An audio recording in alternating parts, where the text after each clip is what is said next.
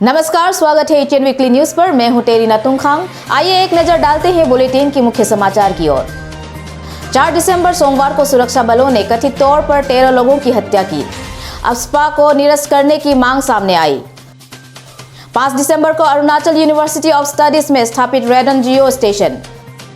5 दिसंबर रविवार को एपीवाईसी ने कानून व्यवस्था की विफलता पर गृह मंत्री के इस्तीफे की मांग।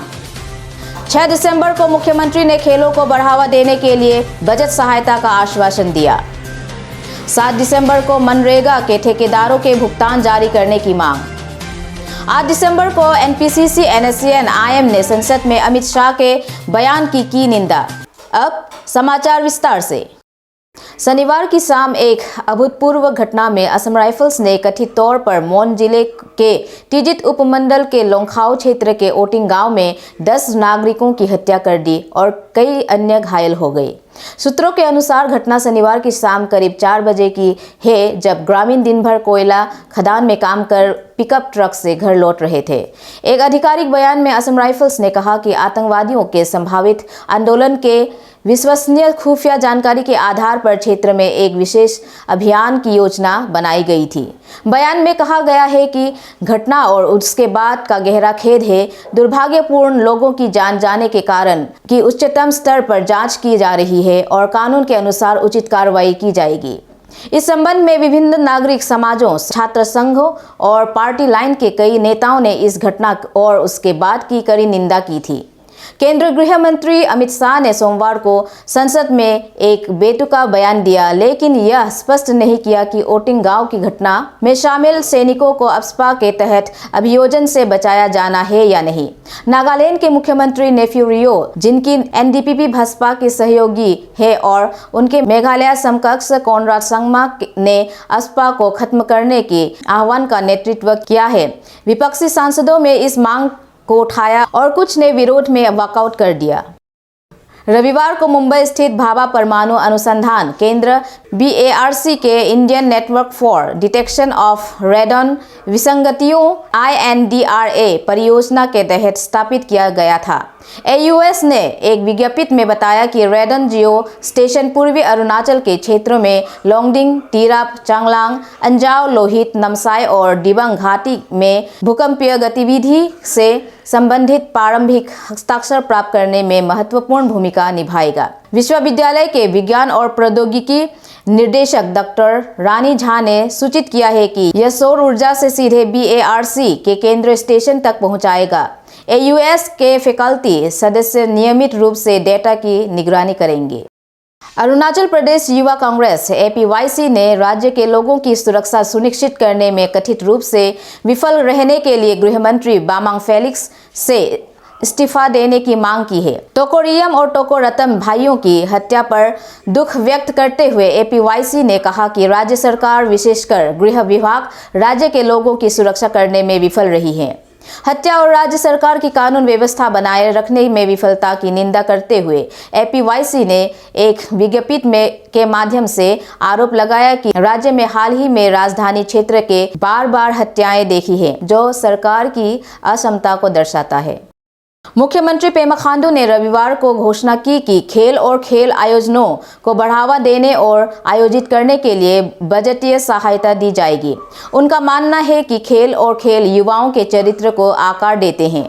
इसके अलावा उन्हें नशीली दवाओं के दुरुपयोग जैसे दोषों से दूर रखते हैं। यहाँ पूर्वी सियांग जिले में आदि स्पोर्ट्स फेस्ट 2021 के समापन समारोह में भाग लेते हुए खांडू ने अद्वितीय पहल के लिए आदि बने केबांग यूथ विंग ABKYW की सराहना की। उन्होंने कहा कि राज्य सरकार अपने अगले बजट से राज्य भर में इस तरह के आयोजन के लिए पर्याप्त धनराशि रखेगी। हमारे पास बेहद प्रतिभाशाली युवा हैं। हम ऐसे खिलाड़ी तैयार करने के लिए प्रतिबद्ध हैं जो शीर्ष स्तर पर प्रतिस्पर्धा कर सकें और खेल विभाग को रोड मैप तैयार करने का काम सौंपा गया है। All Arunachal contractors welfare association ने ग्रामीण विकास और पंचायती राज सचिव से मनरेगा योजनाओं के तहत सामग्री की आपूर्ति करने वाले ठेकेदारों के भुगतान को तुरंत जारी करने के लिए कदम उठाने का आग्रह किया है। सचिव को लिखे पत्र में एसोसिएशन ने कहा कि कई ठेकेदारों ने सामग्री की आपूर्ति की थी, लेकिन उन्हें संबंधित विभागों से आज तक भुगतान नहीं मिला है, जबकि स्वीकृत आदेश को मंजूरी दे दी गई है। एसोसिएशन ने ठेकेदारों के बिलों और भुगतान किए बिना मनरेगा सामग्री की आपूर्ति के लिए निविदा जारी करने पर भी आपत्ति जताई।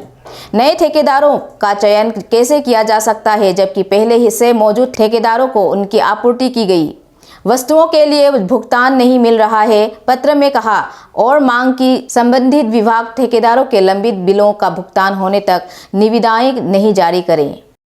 NSNIM ने कहा कि उसने भारतीय सेना के 21वें पैरा कमांडो द्वारा वोटिंग की सामूहिक हत्या पर भारतीय संसद के केंद्रीय गृह मंत्री अमित शाह द्वारा दिए गए गैर जिम्मेदाराना बयान का कड़ा विरोध किया। NSNIM ने कहा कि शाह का बयान ऐसे समय में आया है जब नागा मोन जिले में कोन्याक समुदाय के नागा भाइयों के साथ एकजुटता में शोक की स्थिति में थे। बयान में कहा गया है कि इस तरह की स्थिति में सामाजिक राजनीतिक उथल-पुथल को शांत करने के लिए अमित शाह से राजनीतिक परिपक्वता और व्यवहारिक राजनीति दिखाने की उम्मीद की गई थी। विडंबना यह है कि NSNIM ने कहा कि शाह ने उनकी कमान के तहत पैरा कमांडो के पीछे खड़े होकर ज्वलंत मुद्दे को हवा दी थी। उनकी काल्पनिक खोजी कहानियों के साथ उनकी हत्या के जघन्य कृत्य के लिए पैरा कमांडो का समर्थन किया गया।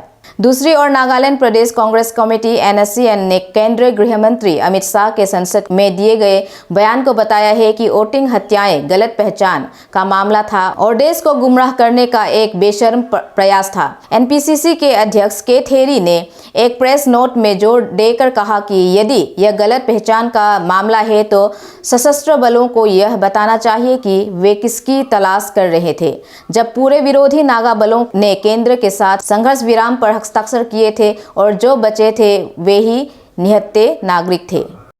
इसी के साथ ETN वीकली न्यूज़ पर बस इतना ही। बाकी के खबरों के लिए बने रहे स्टार टुडे न्यूज़ पर। धन्यवाद।